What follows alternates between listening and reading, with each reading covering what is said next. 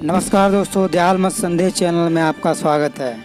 दोस्तों, पूर्व काल में संसार में बहुत से भविष्यवक्ता हुए हैं जिन्होंने युद्ध, महामारी, सूखा एवं महापुरुषों के जन्म एवं मृत्यु के बारे में भविष्यवाणी की है। इन भविष्यवाणियों को पढ़कर आज संसार में एवं भारतवर्ष में लोग अपना अपना अंदाजा लगाते हैं कि वो महापुरुष मैं हूँ। परंतु किसी के जन्म में सन का अंतर है तो किसी के नाम में वर्ण का अंतर है और किसी में किसान के परिवार में जन्म लेने का अंतर है। मुझे भविष्यवाणियों के भविष्यवक्ताओं के अनुसार ये लगता है कि भारत की पावन भूमि पर दो महापुरुष आ चुके।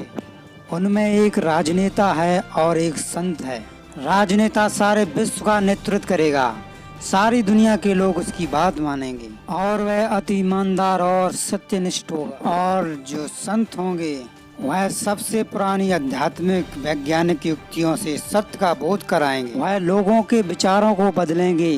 उन्हीं का जन्म सन 1961 में हो चुका है। वह मसीहा सभी आपदाओं एवं विश्व युद्ध के बाद सामने आएंगे। चलिए जानते हैं भविष्यवक्ताओं की भविष्यवाणी क्या कहते हैं। विश्व विख्यात भविष्यवक्ताओं का कथन। हॉलैंड के प्रोफेसर गेरार्ड क्राइसे ने भी स्पष्ट भविष्यवाणी की है कि भारत में एक ऐसी दिव्य आत्मा ने जन्म लिया है जो आगे चलकर विश्व को सत्य पथ बताने में अग्रणी होगी। ईसाई धर्म का पतन एवं नए युग का सूत्रपात। लोग प्राचीन रोमन पद्धति से बने चर्चों को अस्वीकार कर देंगे। अपने प्राचीन मानवीय या दयामय नियमों को अंगीकार करते हुए भी अपने संतों के लगभग सभी पंथों का निष्कासन या बहिष्कार करेंगे एवं नई मान्यताओं को स्वीकार करेंगे। नास्तिकदमस की भविष्यवाणियाँ। सेंचुरी 2/8। एक ग्रामीण किसान के परिवार में एक महान आत्मा ने जन्म लिया है जो महान धार्मिक क्रांति का सूत्रपात, संचालन और नियंत्रण करेगा। उसके साथ क्रियाशील आत्माओं की शक्ति होगी जो संसार की विकृत परिस्थितियों को बदल डालेगी। नास्तिकदमस ने सेंचुरी 5-27 की भविष्यवाणी में बताया, आने वाले समय में भारत की शक्ति अत्यंत व्यापक होने के संकेत हैं। उसमें कहा गया है 3 सागरों से घिरे देश में यानी हिंद महासागर के नाम से हिंदुस्तान होगा। 5 नदियों का संगम जमुना, चंबल, क्वारी, पयूष, सिंध होगा। ऐसे नदियों के संगम वाले प्रांत में होगा जो उत्तर प्रदेश के इटावा जिले के पास करौली गांव के पास जो थाना बिठौली में पड़ता है। पंचनदा कालेश्वर भगवान शंकर का मंदिर है। 5 नदियां तो पंजाब में भी हैं, परंतु नदियों का संगम केवल उत्तर प्रदेश में है जो भारत में कहीं नहीं है। वो मसीहा गुरुदेव को ही अपना इष्ट मानेंगे। गुरुदेव के बताए हुए साधन का अनुभव एवं अभ्यास, आरती, पूजा करेंगे और गुरुवार के दिन को ही उनके अनुयायी अपना व्रत रखेंगे और गुरुवार को ही त्योहार मानेंगे और आगे चल कर के गुरुवार का दिन ही उनका अवकाश होगा। उस मसीहा का नाम सवर्ण पर होगा। अमेरिका की जीन जैक्सन का कहना है कि इस बीच भारतवर्ष में एक छोटे देहात में जन्मे व्यक्ति का धार्मिक प्रभाव न केवल भारतवर्ष वरन दूसरे देशों में भी बढ़ने लगेगा। यह व्यक्ति इतिहास का सर्वश्रेष्ठ मसीहा बनेगा। संसार के तमाम संविधान के समांतर एक मानवीय संविधान निर्माण करेगा जिसमें सारे संसार की एक भाषा, एक संघीय राज्य, एक सर्वोच्च न्यायपालिका, एक झंडे की रूपरेखा होगी। इस प्रयत्न के प्रभाव से मनुष्य में संयम, सदाचार, न्याय, नीति, त्याग और उदारता की होड़ लगेगी।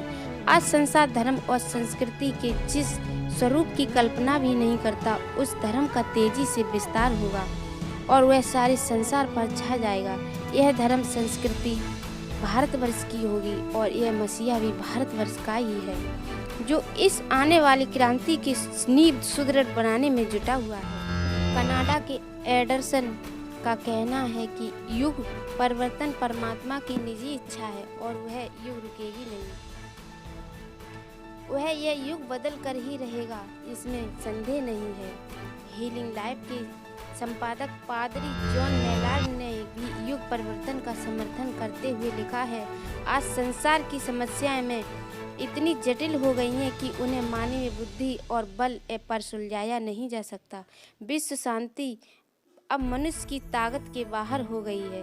तदाप हमें निराश होने की बात नहीं है क्योंकि ऐसे संकेत मिल रहे हैं कि भगवान स्वयं धरती पर आ गए हैं और वे अपनी सहायक शक्तियों के साथ धर्म स्थापना के प्रयत्नों में जुट गए हैं। उनकी बौद्धिक और धार्मिक क्षमता उनके अपने आप अवतार होने की बात स्पष्ट कर देगी। वह दुनिया का उद्धारक देर तक पर्दे में छिपा नहीं रह सकता। प्रसिद्ध फ्रांसीसी लेखक डॉक्टर जूल वर्न का कहना है कि इतिहास का सबसे समर्थक व्यक्ति का अवतरण हो चुका है। वह शीघ्र ही सारी दुनिया को बदल डालेगा। उसकी ज्ञान क्रांति उठेगी और आंधी तूफान की तरह सारे विश्व में छा जाएगी। एक ओर इस तरह संघर्ष हो रहे होंगे और दूसरी ओर एक बिल्कुल नई धार्मिक क्रांति उठ खड़ी होगी जो ईश्वर, परमेश्वर और आत्मा के नए नए रहस्य प्रकट करेगी। विज्ञान उसकी पुष्टि करेगा।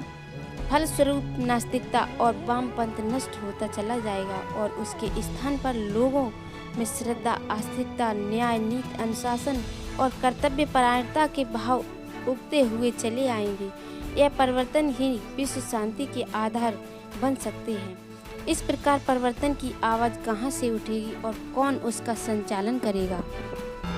यह पूछे जाने पर डॉक्टर जूल वर्न ने बताया, ऐसा कि मुझे आभास होता है कि यह ज्ञान धार्मिक क्रांति भारतवर्ष से ही उठेगी। उसके संचालन के बारे में मेरे विचार जीन जैक्सन ने भिन्न यह है कि वह व्यक्ति सन 1962 ईस्वी में पूर्व या कहिए सन 1961 में वह भारत में जन्म ले चुका है।